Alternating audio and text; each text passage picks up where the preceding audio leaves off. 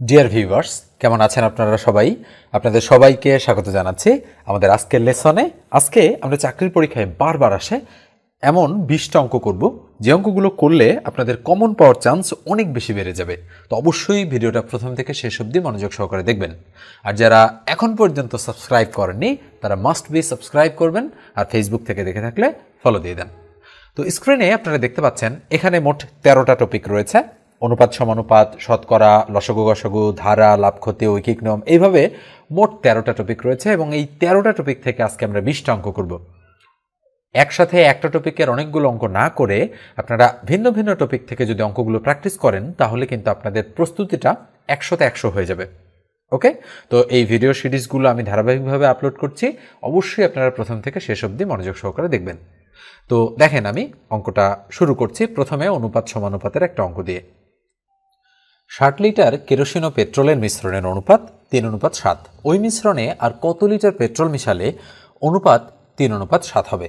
প্রথমে বলা হচ্ছে 7:3 এবং পরে বলা হচ্ছে 3:7 হবে। আমি কিন্তু অনেকবার এই অঙ্কটা করে দিয়েছি, তো আজকে আরও একবার করে দিচ্ছি, কেননা এই অঙ্কটাই অসংখ্যবার আসে এবং হতে পারে আপনাদের সামনের পরীক্ষাতে এই অঙ্কটা কিন্তু চলে আসতে পারে। তো খেয়াল করেন, একটা সূত্র, মানে সুপার শর্টকাট একটা সূত্র আমরা মনে রাখবো।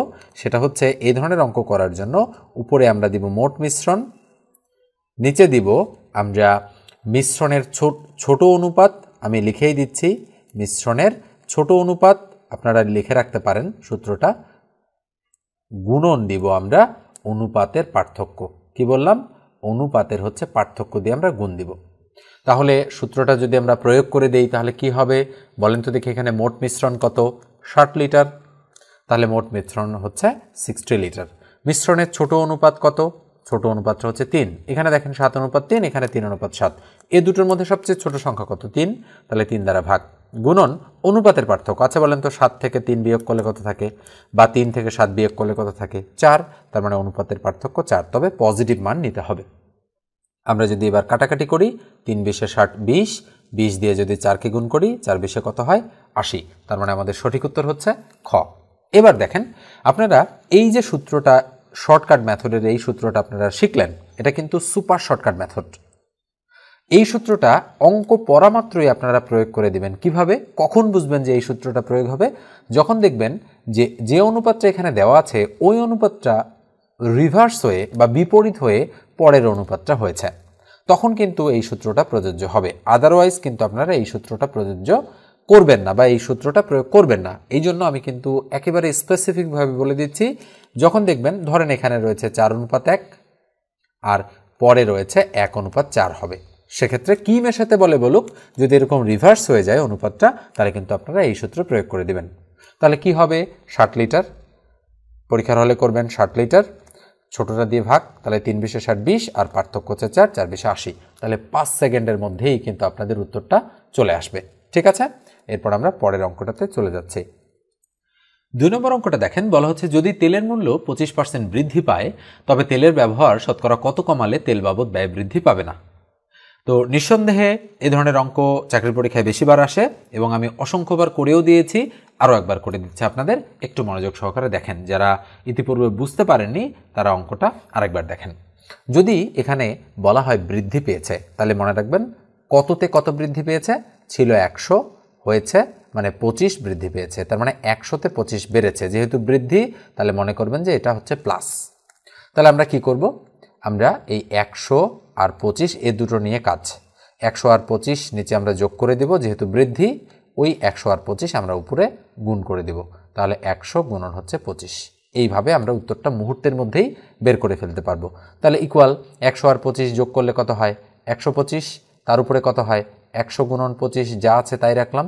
যদি আমরা কাটাকাটি করি, 5 25 125, আর 5 দিয়ে যদি এটাকে কাটি, 5 20 100, তাহলে ইকুয়াল কত শতাংশ উত্তর? 20% হচ্ছে আমাদের এই অঙ্কটার অ্যান্সার। তার মানে খ নম্বর অ্যান্সারটা এক্ষেত্রে রাইট। এরপর আমরা পরেরটাতে চলে যাচ্ছি।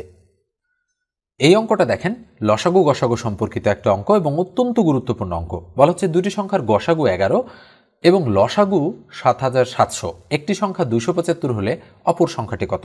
আমি যখন অঙ্ক করাবো, যখন কাটাকাটি করব, সেই জিনিসগুলো আপনারা কিন্তু খুবই মনোযোগ সহকারে এবং ভালোভাবে খেয়াল করবেন, যেন কোথাও ভুল না হয়ে যায়। ভুল হলে আপনারা কিন্তু অবশ্যই কমেন্ট সেকশনে কমেন্ট করে জানাবেন। ওকে, তো দেখেন দুটি সংখ্যার গসাগু 11, লসাগু 7700। একটি সংখ্যা 275 হলে অপর সংখ্যাটি কত? তো লসাগু গসাগু সম্পর্কিত আমরা সূত্র জানি। সূত্রটা কি? সূত্রটা হচ্ছে যে একটি সংখ্যা গুণন অপর সংখ্যা ইকুয়াল লসাগু গুণন হচ্ছে গসাগু। এটা আপনাদের মনে রাখতে হবে, খুবই ভালোভাবে আপনাদের এই সূত্রটা মনে রাখতে হবে। ঠিক আছে, তাহলে কি হবে? এখানে একটি সংখ্যা কত বলা আছে? 275। তাহলে একটি সংখ্যার জায়গায় 275, আর অপর সংখ্যা বের করতে হবে আমাদের, তাই না? তাহলে ইকুয়াল লসাগুও দেওয়া আছে, গসাগুও দেওয়া আছে। তাহলে আমরা কি করব? আমরা লিখব বা একটি সংখ্যা দেওয়া আছে 275, আমরা বসাই দিলাম 275, গুণন অপর সংখ্যা বের করতে হবে, অপর সংখ্যাকে রাখলাম। লসাগু কত? লসাগু হচ্ছে 7700, তাহলে 7700 বসাই দিলাম। গুণন গসাগু হচ্ছে 11 বসাই দিলাম। তাহলে বা অপর সংখ্যা ইকুয়াল আমরা কি বলতে পারি? 7700 উপরে গুণন হচ্ছে 11 ভাগ কত? ভাগ হচ্ছে 275। এখন যদি 11 দিয়ে 275কে কাটি, দেখি কাটা যায় কিনা। 11 দুগুণ 22, 23 24 25 26 27 থাকে 5 55, তাহলে 5 11 55। এবার 25 দিয়ে এটাকে কাটা যায় কিনা আমরা একটু দেখি। তাহলে আমরা যদি কাটার চেষ্টা করি, আচ্ছা 5 দিয়ে কাটি, 5 5 25, তাহলে 5 দিয়ে কাটা সহজ হবে। 5 1 5, থাকলো 2 27, 5 5 25, থাকলো 2 20, 4 5 20 আর 0। আবার 5 দিয়ে যদি এটাকে কাটি, 3 5 15, 0 আর 5 8 40, তাহলে 300 কত? 300 হচ্ছে 8। তার মানে আমাদের সঠিক উত্তর হচ্ছে 308। এই হচ্ছে অঙ্কটার অ্যান্সার। ঠিক আছে, এবার আমরা পরেরটাতে চলে যাচ্ছি। 4 নম্বর অঙ্কটা দেখেন, এটা কিন্তু ধারার একটা অঙ্ক। বলা হচ্ছে 1 1 2 3 5 8 13 21 ধারার দশম পদ কোনটি? এই ধরনের ধারাকে বলা হয় ফিবোনাচ্চি ধারা। তো যাই হোক, এই নাম সম্পর্কে, ফিবোনাচ্চি সম্পর্কে ধারণা আপনাদের না থাকলেও চলবে, কিন্তু কিভাবে হচ্ছে সেটা আপনারা একটু খেয়াল করেন। এটি বিসিএস পরীক্ষার একটা প্রশ্ন। দেখেন, পূর্ববর্তী দুটি সংখ্যার যোগফল পরবর্তী সংখ্যাটা। 1 আর 1 2, 2 আর 1 3, 3 আর 2 5, 5 আর 3 8, 8 আর 5 13, এভাবে 13 আর 8 21। তাহলে বলেন তো দেখি, আমরা যদি ধারাটা দেখি, তাহলে দশম পদ যেহেতু চেয়েছে, তাহলে পদ নাম্বার 1 2 3 4 5 6 7 8, এরপরে 9 নম্বর পদ বের করতে হবে এবং 10 নম্বর পদ বের করে এটাই হবে অ্যান্সার। ঠিক আছে, তাহলে আমরা একটু দেখি যে 21 আর 13 কত হয়। 21 আর 13 হয় কিন্তু আমাদের 34। এবার 34 আর 21 কত হয়? 4 আর 1 5 আর 3 আর 2 5, তাহলে কত হচ্ছে বলেন তো দেখি? 55। তার মানে ধারাটার এই পরম্পরায় দশম পদ হচ্ছে আমাদের 55 বা হচ্ছে 55। ঠিক আছে, এই হচ্ছে আমাদের এই প্রশ্নটার অ্যান্সার। তো এই পর্যায়ে আমি একটু বলি, আপনারা যারা আমার কাছে পেইড ব্যাচে পড়তে চান তারা অবশ্যই 01642702760 এই নাম্বারে যোগাযোগ করেন। এবং এই মুহূর্তে বেশ কয়েকটা ব্যাচ চলছে, সর্বশেষ ব্যাচেই আমি আপনাকে ইনক্লুড করে নেব। মাত্র 510 টাকা এন্ট্রি ফি দিয়ে আপনারা সে ব্যাচে জয়েন করে ফেলতে পারেন। ঠিক আছে, এরপর আমরা পরের অঙ্কটাতে চলে যাচ্ছি। স্ক্রিনের এই অঙ্কটা দেখেন, এই অঙ্কটাও আমি কিন্তু অনেকবার আপনাদের করে দিয়েছি, আরও একবার করে দিচ্ছি। টাকায় 3টি করে লেবু কিনে টাকায় 2টি করে বিক্রি করলে শতকরা কত লাভ হবে? 50%, 20%, 30%, 33% সম্ভাব্য 4টা উত্তর রয়েছে। আপনাদের অনেকেরই হয়তো এই অঙ্কের উত্তর মুখস্থই হয়ে গিয়েছে যে কত হবে।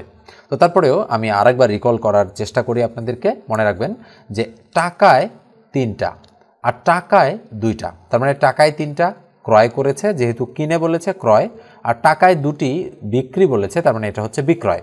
তার মানে টাকায় 3টি কিনে টাকায় 2টি বিক্রয় করার অর্থ কি? অবশ্যই লাভ হয়েছে। সরি, একটু প্রবলেম হয়ে গিয়েছিল। তাহলে কি হচ্ছে এখানে? আমরা বুঝতে পারতেছি যে আমাদের লাভ হয়েছে। লাভ মানে কি? লাভ মানে আমরা সূত্র প্রয়োগ করব, ক্রয় মাইনাস বিক্রয় ভাগ বিক্রয় গুণন হচ্ছে 100।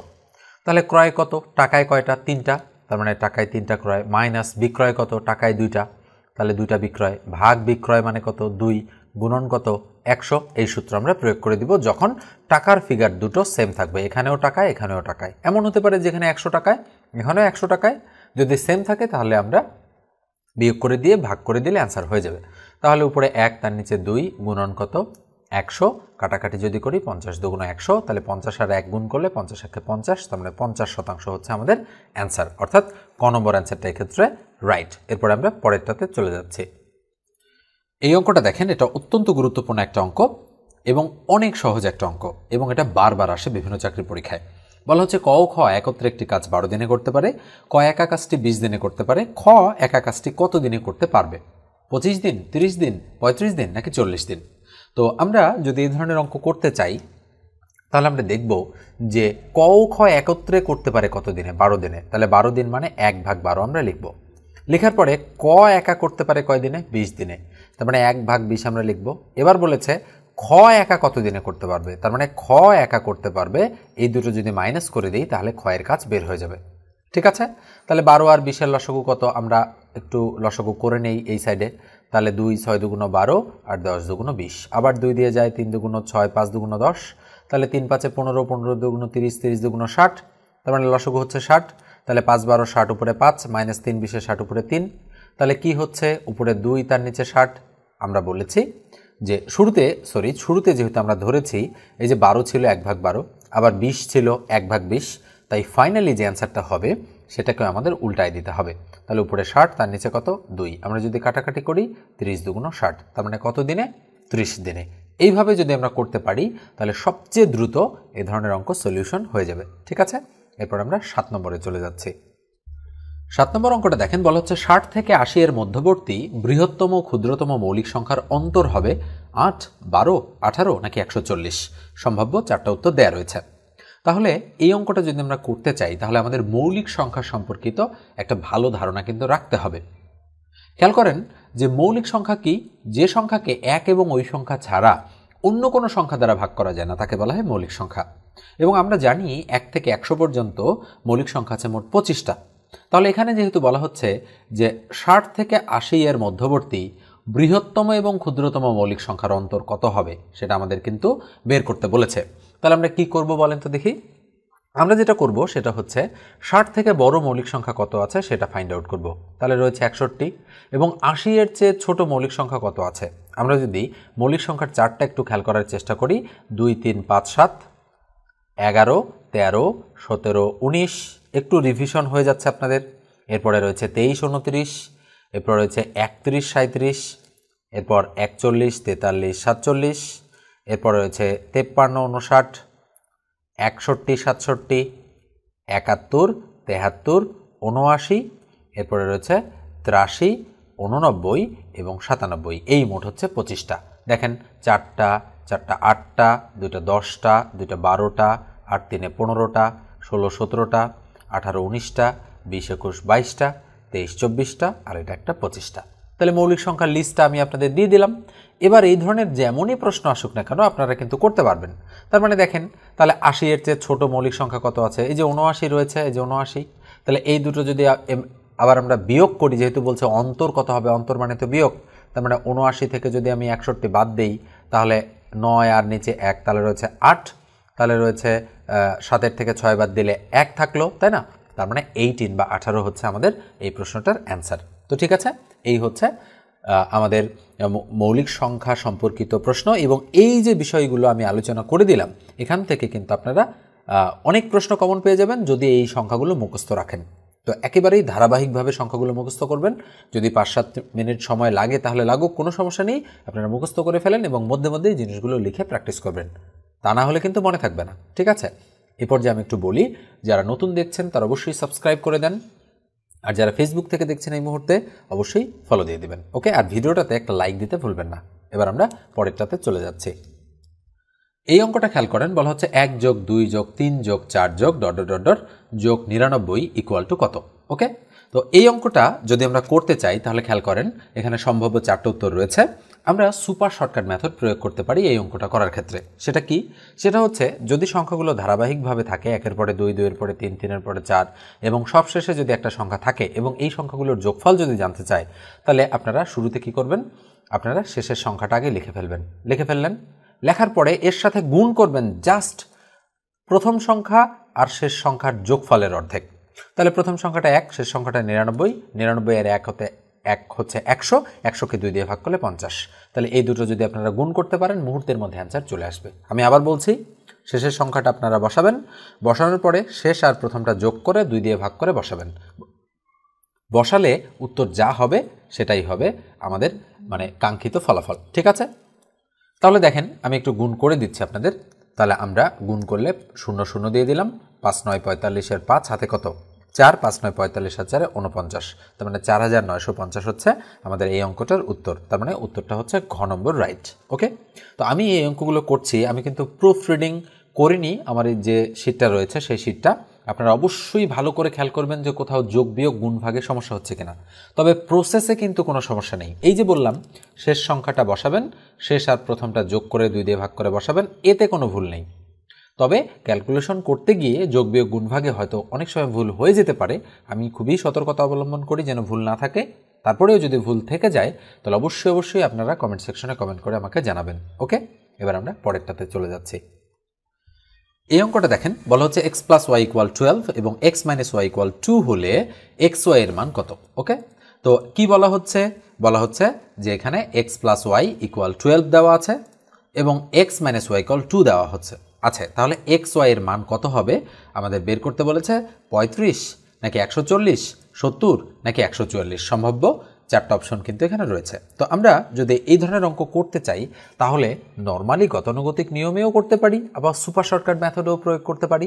যদি আমরা সুপার শর্টকাট মেথড প্রয়োগ করি তাহলে কিভাবে হবে দেখেন, যেটা হবে সেটা হচ্ছে যে যোগফল এবং বিয়োগফল যদি এই দুটো জিনিস দেওয়া থাকে তাহলে আমরা বড় সংখ্যা অর্থাৎ x এর মান এবং y এর মান অনায়াসেই বের করে ফেলতে পারি। সেটা কিভাবে, এই দুটো সংখ্যা যোগ করে 2 দিয়ে ভাগ করলে x এর মান বের হবে, আবার এই দুটো সংখ্যা বিয়োগ করে 2 দিয়ে ভাগ করলে y এর মান বের হবে। তাহলে 12 আর 2 14, 14কে 2 দিয়ে ভাগ করলে 7, আর 12 আর থেকে 2 গেলে 10, 10কে 2 দিয়ে ভাগ করলে 5, তার মানে x এর মান 7, y এর মান 5। তাহলে এই দুটো এবার কি করতে হবে, গুণ। তাহলে 5 সাথে কত হয়, 5 সাথে 35, তার মানে আমাদের সঠিক উত্তর হচ্ছে ক নম্বরটা রাইট। ওকে, এবার আমরা পরেরটাতে চলে যাচ্ছি। 10 নম্বর অঙ্কটা দেখেন, বলা হচ্ছে নৌকা ও স্রোতের বেগ ঘন্টায় যথাক্রমে 10 ও 5 কিলোমিটার, নদীপথে 45 কিলোমিটার দীর্ঘ পথ একবার অতিক্রম করে ফিরে আসতে কত ঘন্টা সময় লাগবে। আমি যখন নৌকা ও স্রোতের অঙ্ক করিয়েছি এই অঙ্কটা কিন্তু বেশ কয়েকবার করে দিয়েছি, মিনিমাম 4 থেকে 5 বার। তো তারপরেও আরও একবার আপনারা এই অঙ্কটা দেখেন আমরা কিভাবে এই অঙ্কটা সলিউশন করব। আচ্ছা বলেন তো দেখি কি বলা হচ্ছে অঙ্কটাতে। আমাদের অঙ্কটাতে কিন্তু বলা হচ্ছে যে নৌকা ও স্রোতের বেগ ঘন্টায় 10 ও 5 কিলোমিটার। তার মানে আমরা যদি নৌকার বেগ এবং স্রোতের বেগ এখানে লিখি তো আমি লিখলাম এখানে নৌকা, আর এর পাশে আমি লিখলাম স্রোত। যেহেতু স্রোতটা দুই দিকেই কাজ করে তার মানে একবার অনুকূলে স্রোত একবার প্রতিকূলে স্রোত। আচ্ছা বলেন তো দেখি স্রোতটা যদি নৌকাকে হেল্প করে মানে প্লাস করে তাহলে অনুকূল হয় কিনা, নিশ্চয়ই হয়। আর এই স্রোতটা যদি নৌকাকে বাধা প্রদান করে মানে মাইনাস করে তাহলে প্রতিকূল হয় কিনা, নিশ্চয়ই আপনারা বুঝতে পারতেছেন যে এখানে মোট 5টা জিনিস, একটা হচ্ছে নৌকা, একটা হচ্ছে অনুকূল, একটা হচ্ছে প্রতিকূল, একটা হচ্ছে প্লাস স্রোত, একটা মাইনাস স্রোত। ঠিক আছে, তাহলে কি বলা হচ্ছে নৌকার গতিবেগ ঘন্টায় 10 কিলোমিটার, তাহলে নৌকার গতিবেগ ঘন্টায় 10 কিলোমিটার, তার মানে আমরা বলতে পারি 10 কিলোমিটার পার আওয়ার। এবার স্রোতের বেগ ঘন্টায় 5 কিলোমিটার, তার মানে এই স্রোতের বেগটা ঘন্টায় হচ্ছে 5 কিলোমিটার পার আওয়ার। ঠিক আছে, এই দুটো দেওয়া আছে। এবার বলেছে নদী পথে 45 কিলোমিটার দীর্ঘ পথ একবার অতিক্রম করে ফিরে আসতে কত ঘন্টা সময় লাগবে। তার মানে আমি যদি ধরি যে 45 কিলোমিটার যে রাস্তাটা রয়েছে, ধরেন এখান থেকে এই পর্যন্ত এই রাস্তাটা 45 কিলোমিটার এইটা রাস্তা, তাহলে একবার এই রাস্তাটা যেতে হবে, আবার এই রাস্তাটা কিন্তু আবার ফেরত আসতে হবে। তার মানে যাওয়া এবং আসা দুইবারে কত ঘন্টা সময় লাগবে, মানে কত আওয়ার সময় লাগবে সেটা আমাদেরকে বের করতে বলেছে। তাহলে এবার আমরা যদি অঙ্কটা করি তাহলে বলেন তো দেখি, স্রোতের বেগ যেহেতু 5 কিলোমিটার আর নৌকা যেহেতু 10 কিলোমিটার, তাহলে অনুকূলে যখন চলবে 10 আর 5 15 কিলোমিটার প্রতি ঘন্টা হবে কিনা, নিশ্চিত হবে যেহেতু স্রোতটা হেল্প করেছে। এবার যখন প্রতিকূলে চলবে, যেহেতু স্রোতের বেগ এখানে 5 কিলোমিটার, তার মানে যেহেতু এটা হচ্ছে -5 আর এটা যেহেতু +5 ছিল, তাহলে 10 থেকে 5 বাদ দিলে কত হবে, 5 কিলোমিটার পার আওয়ার। এটা হচ্ছে প্রতি ঘন্টায় কার্যকরী বেগ প্রতিকূলে, তাই না। এবার আসেন, যখন আমি যাচ্ছি তো ধরে নিলাম আমি অনুকূলে যাচ্ছি, তাহলে অনুকূলে কার্যকরী বেগ 15 কিলোমিটার প্রতি ঘন্টা, তাহলে আমি 45 কিলোমিটার রাস্তা যাইতে কয় ঘন্টা সময় নেব, 3 ঘন্টা। এবার যখন আমি প্রতিকূলে ফেরত আসতেছি তাহলে প্রতি ঘন্টায় কার্যকরী বেগ 5 কিলোমিটার, তাহলে 45 কিলোমিটার রাস্তা আমি ফেরত আসবো 5 নং 45, তার মানে 9 ঘন্টায়। তাহলে 9 আর 3 মোট 12 ঘন্টা সময় লাগবে আমার এই যাত্রাটা কমপ্লিট করতে। তার মানে খ নম্বর অ্যান্সারটা এক্ষেত্রে রাইট। তো দেখেন, যদি বুঝে থাকেন তাহলে কেবল আমার সঙ্গে আপনারা যোগাযোগ করবেন, আমাকে নক দিবেন 01642702760। আমি যতটুকু জানি ম্যাথমেটিক্স সম্পর্কে দীর্ঘ 12-13 বছরের পড়ানোর অভিজ্ঞতা থেকে যতটুকু সঞ্চয় করেছি আমি পুরোটাই আপনাদেরকে দিয়ে দেওয়ার চেষ্টা করি। এবং খুবই আন্তরিকতার সহিত আমি আপনাদেরকে পড়াই। মাত্র 510 টাকা ব্যয় করে আপনারা আমার কাছে কোর্সে জয়েন করতে পারেন। এই নম্বরে হোয়াটসঅ্যাপও খোলা রয়েছে, আপনারা চাইলে হোয়াটসঅ্যাপেও নক দিতে পারেন। ঠিক আছে, এবার আমরা পরের অঙ্কটাতে চলে যাচ্ছি। এই অঙ্কটা দেখেন, বলা হচ্ছে একটি 10,000 টাকার বিলের উপর এককালীন 40% কমতি এবং পরপর 36% ও 4% কমতির পার্থক্য কত টাকা? 0, 144, 256 নাকি 400? গত দিনের ভিডিওটাতেই কিন্তু এই অঙ্কটা ছিল, আমি আবারও রেখেছি কারণ এই অঙ্কটা বারবার আসছে কয়েকবার, মানে এই 2024 সালেই যে পরীক্ষাগুলো হয়েছে সেই পরীক্ষাগুলোতে বেশ কয়েকবার এই অঙ্কটা এসেছে। আপনারা যারা পরবর্তী সময়ে এই অঙ্কগুলো এই ভিডিওটা দেখছেন তারাও একটু খেয়াল করবেন যে এই ধরনের অঙ্ক কিন্তু বেশি আসে চাকরির পরীক্ষায়। ঠিক আছে, তো দেখেন 10,000 টাকা হচ্ছে একটা বিলটা হচ্ছে 10,000। এই 10,000 টাকা বিলের উপর একবার 40% কমতি মানে ছাড়, আমরা ছাড় হিসাব করলাম 40%, তাহলে 40% মানে 40/100। আমি যদি 0,0,0,0 কেটে দেই তাহলে 100কে 40 দিয়ে যদি গুণ করি তাহলে 4,000 টাকা হয়। তার মানে আমি ছাড় পেলাম কত টাকা? ছাড় পেলাম আমি 4,000 টাকা ছাড়। ঠিক আছে, এটা গেল একটা ছাড়, আমি এটা বক্স করে রাখলাম। এবার আসেন পরের যে ছাড়টা রয়েছে, পরের ছাড়টা কত? পরের ছাড়টা হচ্ছে একটা 36 আর একটা 4, ওই 10,000 টাকার বিল। 10,000 টাকার বিলের উপর এবার আমি প্রথমে 36% ছাড় হিসাব করব। তাহলে 36% মানে 36/100, তাই না? 0,0,0,0 কেটে দিলাম, তাহলে 3600 টাকা হইল। তাহলে আমি প্রথমবার ছাড় পেলাম 3600। তাহলে 3600 টাকা ছাড় দিয়ে 10,000 থেকে যদি আমি 3600 বাদ দেই তাহলে কত থাকে বলেন তো দেখি? 6,400 টাকা থাকলো জিনিসটার দাম, আরও 6,400 টাকা। এরপর আবার আমি 4% ছাড় হিসাব করছি, তাহলে গুণন আবার 4% মানে 4/100, 0,0,0,0 কাটা 4 কত হয়? 4 4 16, 6 হাতে কত? 1, 4 6 24 আর 1 25, 256। তাহলে একবার ছাড় পেলাম 3600 টাকা, একবার ছাড় পেলাম 256 টাকা, তার মানে 3800 কত হচ্ছে? 36 আর 2 3856 টাকা আমি ছাড় পেলাম। তাহলে প্রথমে ছাড় পেয়েছিলাম 4,000 টাকা, পরে ছাড় কত পেলাম? পরে ছাড় পেলাম আমি মাত্র 3856 টাকা। তার মানে আমার 144 টাকা কিন্তু নিট ক্ষতি হলো। ক্ষতি মানে কি? পার্থক্য থাকলো। অর্থাৎ আমার এই ছাড়টাই ভালো ছিল, আলাদা আলাদা ছাড়ের বদলে একবারের মোট ছাড় কিন্তু আমাদের জন্য অনেক সুবিধাজনক। তো মনে রাখবেন, দোকানদাররা কিন্তু আমাদের এইভাবে অনেক সময় ঠকায় যে আপনার কত আসছে ছাড়ে পণ্যটার দাম এত টাকা, ওখান থেকে আমি আরও 2% বা আরও 3% ছাড় করে দিচ্ছি, দেন আপনি খুশি হয়ে গেলেন, কিন্তু সেক্ষেত্রে কিছু টাকা কিন্তু আপনি লসে পড়ে যাবেন। আপনি ভাববেন যে আমি হয়তো প্রথমবার 10% ছাড় পাইছি, ওই 10% ছাড় দিয়ে জিনিসটার দাম 900 টাকা আসছে, দোকানদার বলে আচ্ছা ঠিক আছে আমি 900 টাকার উপর আরও আমি 3% বা 5% করে দিচ্ছি, তখন কিন্তু আপনার কয়েক টাকা হইলেও লস হবে। আপনি ভাববেন যে 15% ছাড় আমি পেয়েছি, কিন্তু আসলে না, আপনি তার চেয়ে কিছুটা কম পেয়েছেন। এই জন্য এই ধরনের অঙ্কগুলো আমরা চাকরির পরীক্ষায় করে থাকি, যেন আমাদের এই বিষয়গুলো পরবর্তী সময়ে চাকরিকালীন সময়ে কোথাও কোনো প্রবলেম না হয় বা আমরা যেন বুঝতে পারি। এই জন্য কিন্তু আপনাদের জাস্টিফাই করা হয় চাকরির পরীক্ষায় এই ধরনের অঙ্কগুলো দিয়ে। ওকে, তার মানে সঠিক উত্তর কত? সঠিক উত্তর হচ্ছে 144 টাকা। আমি বারবার বলছি, আপনারা কিন্তু খেয়াল করবেন যে কোথাও কোনো ভুল হচ্ছে কিনা। ঠিক আছে, এবার আমরা পরেরটাতে চলে যাচ্ছি। এই অঙ্কটা দেখেন, এটা লগারিদমের একটা অঙ্ক। বলা হচ্ছে 32-এর 2 ভিত্তিক লগারিদম কত? লগের কিছু স্পেসিফিক ভিডিও রয়েছে, যদি খুব বেশি প্রবলেম হয় আপনাদের লগারিদমে আপনারা সেই ভিডিওগুলো দেখতে পারেন। তাহলে আমি তুলছি লগারিদম মানে লগ, 2 ভিত্তিক তার মানে ভিত্তি থাকে নিচে, দিয়ে দিলাম 32-এর লগারিদম তার মানে 32, এভাবে আমরা লিখে দিব। তো আমি একটা সূত্র বলে দেই, লগ এ বেজ এ তার মান কিন্তু 1, মনে রাখবেন এটা। তাহলে ইকুয়াল আমি কি করতে পারি? লগ বেজ হচ্ছে 2, 32 মানে হচ্ছে 2 টু দি পাওয়ার 5। আপনারা 32-এর যদি লসাগু করেন তাহলে 16 দুগুণ 32, 8 দুগুণ 16, 4 দুগুণ 8, 2 দুগুণ 4, তাহলে কয়টা 2? 5টা 2। তার মানে বলেন তো দেখি, এই যে মানটা, এই মানটা মানে কত? 1। তার মানে আমাদের অ্যান্সার কত? 5। তার মানে আমাদের সঠিক উত্তর হচ্ছে গ নম্বরটা রাইট। এবার আমরা পরেরটাতে চলে যাচ্ছি। এবারে স্ক্রিনে দেখেন 13 এবং 14 নম্বর অঙ্ক আমি পাশাপাশি রেখেছি। আমি কিন্তু এই দুটো অঙ্ক বিভিন্ন সময় চাকরির পরীক্ষায় বারবার করে দিয়েছি। আপনাদের এবারে আমি এই দুটো অঙ্ক প্র্যাকটিস দিচ্ছি, দেখে আপনারা করতে পারেন কিনা। আপনারা 13 নম্বর অঙ্কটা করবেন এবং 14 নম্বর অঙ্কটা করবেন, করে কমেন্ট সেকশনে আমাকে কমেন্ট করে জানাবেন যে এই অঙ্ক দুটোর অ্যান্সার কত হলো। অবশ্যই লিখবেন 13 এর অ্যান্সার এত, 14 এর অ্যান্সার এত, ঠিক আছে? এবং মুখস্থই হয়ে যাওয়ার কথা কিন্তু এই ধরনের অঙ্ক। আমি অঙ্কগুলো বারবার করাই এই কারণে যে চাকরির পরীক্ষা আসলে যেন আপনাদের ভুল না হয়ে যায়। আপনারা যে 100, 200, 300 অঙ্ক আমার কাছে শিখবেন, তার মধ্যে যদি আসে তাহলে অনায়াসেই যেন আপনারা করে ফেলতে পারেন। এই জন্য আমি কিন্তু বারবার রিপিট করছি অঙ্কগুলোকে, ঠিক আছে? এবার আমরা 15 নম্বরে চলে যাচ্ছি। স্ক্রিনে দেখেন পাশাপাশি 15 এবং 16 নম্বর অঙ্ক রয়েছে। 16 নম্বর অঙ্কটা আমি আপনাদেরকে হোমওয়ার্ক দিব, আপনারা করবেন অবশ্যই কত পার্সেন্ট বেড়েছে বা কত পার্সেন্ট কমেছে আপনারা অবশ্যই এই অঙ্কটা বের করবেন। আমি নিশ্চিত যে আপনারা এই ধরনের অঙ্ক বের করতে জানেন। আমি 15 নম্বর অঙ্কটা আপনাদের করে দিচ্ছি, দেখেন একটু 15 নম্বর অঙ্কটাতে কি বলা হচ্ছে একটু ভালো করে খেয়াল করেন। বলা হচ্ছে একটি বাড়ি 40 ফুট উঁচু, একটি মইয়ের তলদেশ মাটিতে বাড়িটির দেয়াল থেকে 9 ফুট দূরে রাখা আছে। উপরে মইটি বাড়িটির ছাদ ছুঁয়ে আছে। মইটি কত ফুট লম্বা? 48 ফুট, 41 ফুট, 44 ফুট নাকি 43 ফুট? তো আমরা যদি এই ধরনের অঙ্ক করি তাহলে দেখেন প্রথমে আমরা একটা মই অঙ্কন করব। তাহলে ধরেন আমি এখানে অঙ্কন করে দিচ্ছি, ধরেন এটা একটা মই, এটা একটা মানে বাড়ির একটা দেয়াল। এই দেয়াল থেকে কয় ফুট দূরে রাখা আছে মইটা? 9 ফুট দূরে। ধরলাম আমি মইটা এইদিকে রাখা আছে, এটা হলো 9 ফুট দূরে রাখা আছে। মইটা কিন্তু এখানে আছে। তাহলে একটি বাড়ি 40 ফুট উঁচু, তাহলে ধরলাম এই বাড়িটা 40 ফুট উঁচু, তাহলে 40। এবার বলা হচ্ছে উপরে মইটি বাড়িটির ছাদ ছুঁয়েছে। তো যেহেতু মইটা এখানে আছে তার মানে ছাদ ছুঁয়েছে, মানে কি মইটা ছাদ ছুঁয়েছে। মইটি কত ফুট লম্বা? তার মানে আমরা দেখতে পাচ্ছি যে এক্স এর মান বের করতে হবে।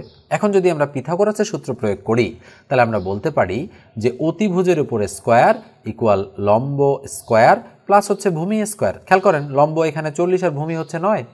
তাহলে আমি যদি এক্স এর মান বের করি তাহলে 4 4 1600 যোগ হচ্ছে 9 9 81, তাহলে 1681 হচ্ছে। তাহলে বলেন তো দেখি এক্স ইকুয়াল √1681 হবে কিনা? অবশ্যই হবে। তাহলে আমি 1681 লিখছি এখানে। তাহলে এখন 1681কে যদি আমি রুট করি তাহলে 4 4 16, কাটে নামালাম 81, তাহলে 4 2 8, এখানে নিলাম 1, এখানেও 1, 81 1 81, তার মানে উত্তর কত? উত্তর হচ্ছে 41, তার মানে সঠিক উত্তর 41। এই বর্গমূল যদি এবার করতে না জানেন তাহলে কিন্তু হবে না। আপনারা হয়তো বলতে পারেন যে বর্গমূল আবার কিভাবে হলো। যদি না জানেন তাহলে আমার ভিডিও আছে, ভিডিওগুলো অবশ্যই দেখবেন, বর্গমূলের স্পেসিফিক ভিডিও রয়েছে। ওকে, এবার আমরা 17 নম্বরে চলে যাচ্ছি। তো 16 নম্বরটা আমি আপনাদেরকে হোমওয়ার্ক দিলাম, এই 16 নম্বরটা আপনারা করবেন, কেননা এর আগে আমি অনেকবার করে দিয়েছি। কিন্তু স্ক্রিনে দেখেন 17, 18, 19 তিনটা অঙ্ক রয়েছে। বলা হচ্ছে কোনো পরীক্ষায় পরীক্ষার্থীর 80% গণিত, 70% বাংলায় পাশ করলো, উভয় বিষয়ে পাশ করলো 60%, উভয় বিষয়ে শতকরা কতজন ফেল করলো সেটা আমাদেরকে বের করতে বলেছে। তাহলে আমরা কিভাবে করব কাজটা? আমরা যেটা করব সেটা হচ্ছে যে সূত্র প্রয়োগ করব। সূত্রটা কি? সূত্রটা হচ্ছে টোটাল ইকুয়াল, আমরা লিখব total equal all single minus all both plus হচ্ছে নান। টোটাল মানে যেহেতু পার্সেন্টেজের অঙ্ক, টোটাল মানে 100 ইকুয়াল অল সিঙ্গেল মানে আলাদা আলাদা পাস করেছে, তাহলে 80% প্লাস হচ্ছে 70% আলাদা আলাদা পাস, উভয় বিষয়ে পাস 60%, অল বোথের মান 60 প্লাস নান কি? নান মানে কতজন ফেল করেছে, এন। তার মানে আমরা যদি এন এর মান বের করি তাহলে এদিকে 100 ইকুয়াল 70 থেকে 60 বাদ দিলে 10, তাহলে 80 আর 10 90, তাহলে 90 প্লাস এন। আচ্ছা বলেন তো সুতরাং এন এর মান কত হচ্ছে? 100 থেকে 90 বাদ দিলে 10, তার মানে আমাদের সঠিক উত্তর হচ্ছে ঘ। এবার দেখেন 18 নম্বর অঙ্কটা, 8 11 17 29 53 ধারাটির পরবর্তী সংখ্যা কত? তাহলে আমরা একটু খেয়াল করব যে কত করে প্রতিপদে বৃদ্ধি পেয়েছে। 8 থেকে 11 9 10 11 3, 11 থেকে 17 6, 17 থেকে 29 12, 29 থেকে 53 24, তাহলে 53 থেকে কত বৃদ্ধি পাবে? 48 বৃদ্ধি পাবে। তাহলে 8 3 11 1 5 4 9 1 10, তার মানে কত হবে? 101 হচ্ছে সঠিক উত্তর। এবার দেখেন 19 নম্বর অঙ্কটাতে কি বলা হচ্ছে যে যদি 15টি বলদ 10 দিনে 12 বিঘা জমি চাষ করতে পারে তবে 9টি বলদ কত দিনে 18 বিঘা জমি চাষ করবে। ওকে, তো এই ধরনের অঙ্ক যদি আপনারা করতে চান তাহলে দেখেন একটা কাজ করবেন, সেটা হচ্ছে যে কি বের করতে বলেছে সেটা আগে আপনারা ফাইন্ড আউট করবেন। আচ্ছা বলেন তো দেখি এই অঙ্কটাতে কি বের করতে বলেছে? বলেছে কত দিনে 18 বিঘা জমি চাষ করবে, তাহলে দিন বের করতে বলেছে। তাহলে এখন আমি এটা একটু মুছে দেই, মুছে দিয়ে দেখেন আমি একটু বলি যে যেহেতু দিন বের করতে বলেছে আমরা কি করতে পারি বলেন তো দেখি। প্রথম লাইন লেখার সময় আমরা দিনটাকে ডান দিকে রাখবো। তাহলে আমরা লিখব 15টি বলদ 12 বিঘা জমি চাষ করতে পারে 10 দিনে। তাহলে আমরা কি লিখব? 15টি বলদ 12 বিঘা জমি চাষ করতে পারে কত দিনে? 10 দিনে। এটা লিখলাম। এবার আমি যদি বলি যে একটি বলদ, তাহলে বলেন তো একটি বলদ বলার সাথে সাথে এই 12 বিঘা জমি চাষ করবে, নিশ্চয়ই দিন বেশি লাগবে, তার মানে 10 গুণন 15 হয়ে গেল। ভালো করে একটু খেয়াল করেন যে 15টি বলদ 12 বিঘা জমি চাষ করে 10 দিনে, তাহলে বলদ যদি আমি 15টার জায়গায় একটা করি তাহলে দিন তো বেশি লাগবে, তার মানে বেশি মানে গুণ আর কম মানে ভাগ, যেহেতু বেশি লাগবে গুণ। এবার আসেন তাহলে 12টি কি 12 বিঘা জমি চাষ করতে পারে 10 দিনে, তাহলে 1 বিঘা জমি চাষ করবে কয় দিনে? তার মানে অবশ্যই সময় কম লাগবে, তাই না? সময় কম লাগা মানে ভাগ, এই 12 তাহলে ভাগ হয়ে যাবে এখানে। এইভাবে গুণ আর ভাগ হয় কিন্তু। এবার আসেন তাহলে প্রথম লাইনটা আমরা করে ফেললাম এখানে প্রথম লাইন থেকে। এবার আসেন পরের লাইন। তাহলে একটা, এবার আমি এই লাইনটা কেটে দিলাম, এই লাইনটা আর আপনারা চিন্তা করবেন না, এবার পরের লাইনটা চিন্তা করবেন। এই একটা বলদ 1 বিঘা জমি চাষ করে এতদিনে, তাহলে একটা বলদের জায়গায় যদি আমি 9টা বলদ দেই তাহলে সময় কম লাগবে, তাহলে সময় কম লাগা মানে ভাগ হওয়া। এবার আমি 1 বিঘা জমির জায়গায় যদি আমি 18 বিঘা জমি দেই তাহলে 18 বিঘা জমিতে সময় বেশি লাগবে, তাহলে বেশি মানে গুণ হওয়া, তার মানে বেশি মানে উপরে চলে যায়, কম মানে নিচে চলে আসে, তাই না? তাহলে 18 হয়ে গেল। তাহলে আমি কাটাকাটি করব, 9 দুগুণ 18, 2 দিয়ে কাটলাম 6 দুগুণ 12, 6কে কাটলাম 3 দুগুণ 6, তাহলে 2 5 দুগুণ 10, আর 3 দিয়ে কাটলাম 15কে, 3 5 15। ঠিক আছে, তাহলে 5 5 কত? 25। তার মানে আমাদের সঠিক উত্তর কত? 25। তার মানে দেখেন তো 25 দিন আছে কিনা, নিশ্চিতভাবেই খ নম্বরে 25 দিন আছে। এবং আমি বারবার একটু বলি যে প্রসেসটা আপনারা মনে রাখবেন। অঙ্ক করতে আসলে ভুল হতেই পারে, আমারও ভুল যে হবে না তা না, আমারও ভুল হতে পারে, কিন্তু আপনারা প্রসেসটা বোঝেন কিনা। এবং ঐকিক নিয়মের স্পেসিফিক 2টা ভিডিও রয়েছে আমার এই চ্যানেলে, আপনারা আই বাটন থেকে দেখে নিতে পারেন ভিডিওটা। ঠিক আছে, এখানে আমি ডিটেলস দিয়ে দিচ্ছি ঐকিক নিয়মের, আপনারা চাইলে ভিডিওটা যদি দেখেন ঐকিক নিয়মের আর কোনো প্রবলেম আপনাদের থাকার কথা না এই সম্পর্কিত। ওকে, এবার আমরা সর্বশেষ অঙ্কটাতে চলে যাচ্ছি। 20 নম্বর অঙ্কটা দেখেন কি বলা হচ্ছে যে বার্ষিক শতকরা 6 টাকা হার সুদে কত সময়ে 450 টাকা, সুদে আসলে 558 টাকা হবে। তাহলে কি বলা হচ্ছে, কি বের করতে বলেছে আমাদের, একটু মনোযোগ দেন। কি বের করতে বলেছে আমাদের? কিন্তু বের করতে বলেছে যে কত সময়ে, তাহলে সময় মানে কার মান? এন এর মান। তাহলে আমরা যদি বলি এখানে যে কি কি দেওয়া আছে, তাহলে বার্ষিক শতকরা 6 টাকা হার, তার মানে আর এর মান হচ্ছে 6%, যেহেতু 6 টাকা হার। কত সময়? 450 টাকা, তাহলে 450 টাকা পি এর মান, এটা হলো আসল। কত সময়, তার মানে এন ইকুয়াল টু হোয়াট, এটা বের করতে বলেছে। সুদে আসলে 558 টাকা হবে। আচ্ছা বলেন তো দেখি, আমরা তো সুদ বের যদি করতে চাই তাহলে 558 থেকে 450 যদি আমরা বাদ দিয়ে দিই তাহলে সুদ বের হয়ে যাবে। তাহলে 558 থেকে আমি 450 বাদ দিয়ে দিচ্ছি, তাহলে থাকলো 801, 108 টাকা, তাহলে 108 হয়ে গেল। তাহলে সুতরাং এবার আমরা সূত্র প্রয়োগ করবো, I equal to P R N. এখন যদি আমরা মান বসাই, বলেন তো আই এর মান 108 বা ইকুয়াল পি এর মান কত? 450 গুণন আর এর মান কত? 6 ভাগ 100, যেহেতু 6%, আর এন এর মান কত? এন এর মান বের করতে হবে। তাহলে 0 0 কেটে দিলাম, যদি কাটি 5 দুগুণ 10, তাহলে 2 3 দুগুণ 6, 5 দিয়ে যদি এটাকে কাটি 5 9 45, তাহলে বা বলেন তো দেখি 3 নং 27 এন, তার মানে 27 এন ইকুয়াল টু 108 হবে কিনা। তাহলে 27কে যদি আমি গুণ করি 4 দিয়ে, তাহলে 4 7 28, 8 হাতে কত? হাতে 2, 4 দুগুণ 8 আর 2 10, তাহলে 108 হচ্ছে। তার মানে সুতরাং এন ইকুয়াল টু 108কে 27 দিয়ে ভাগ করলে আমরা দেখতেই পাচ্ছি 4 হবে, তাই না? তার মানে আমাদের কয় বছর সময় লাগবে? 4 বছর। তো এই হচ্ছে আমাদের 20টা অঙ্ক। কয়েকটা অঙ্ক আমি আপনাদের করতে দিয়েছি, সেই অঙ্কগুলো অবশ্যই আপনারা করবেন এবং ভিডিওগুলো আপনারা সিরিয়াল অনুযায়ী দেখতে থাকেন। ওকে, আমি আশা করি ম্যাথমেটিক্সে আপনারা মোটামুটি একটা ভালো অবস্থানে চলে যেতে পারবেন। তো আরও একবার রিকোয়েস্ট করছি যে আপনারা অবশ্যই সাবস্ক্রাইব না করে থাকলে সাবস্ক্রাইব করবেন। চ্যানেলটা যেহেতু নতুন, চ্যানেলটা গ্রোতে আপনারা একটু হেল্প করবেন আমাকে। আর অবশ্যই যদি আপনারা পেইড ব্যাচে ভর্তি হতে চান তাহলে অবশ্যই আপনারা যে নম্বরটা আমি দিয়েছি আমি আবারও দিয়ে দিচ্ছি, 01642702760, এই নাম্বারে আপনারা যোগাযোগ করবেন। তো ধন্যবাদ সবাইকে, ভালো থাকবেন, সুস্থ থাকবেন।